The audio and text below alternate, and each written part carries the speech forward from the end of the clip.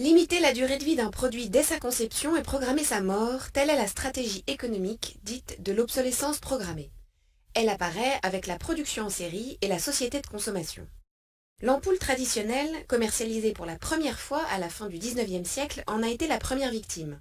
Au début du XXe siècle, ses principaux fabricants se mettent d'accord pour en limiter la longévité à 1000 heures et ainsi obliger les consommateurs à en acheter plus régulièrement.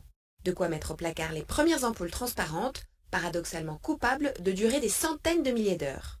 Le dernier exemplaire de celle-ci brille encore dans une caserne de pompiers de Livermore aux États-Unis, et ce depuis 1901, même si son intensité a baissé et n'est plus que de 4 watts aujourd'hui. Le banylon a connu le même destin. Créé dans les années 40, il résistait si longtemps qu'il ne poussait pas la consommatrice à renouveler son stock. Les industriels en créèrent alors avec des fibres plus fragiles. De nos jours, le modèle économique et la stratégie commerciale d'une entreprise définissent avec quelle fréquence elle veut renouveler ses produits. Unique objectif, créer le besoin et pousser à l'achat.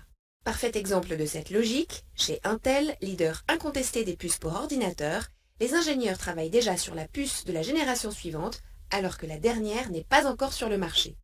Même phénomène côté imprimante, certains fabricants sont soupçonnés d'insérer une puce artificiellement programmée pour 18 000 impressions avant la panne inéluctable. Un procédé que dénonce Greenpeace en visant les baladeurs numériques de la firme Apple.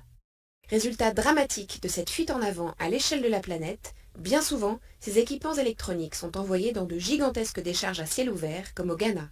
Or, leur recyclage permettrait non seulement d'éliminer des déchets néfastes à l'homme et à l'environnement, mais aussi d'économiser des matières premières dont les prix flambent régulièrement sur le marché mondial.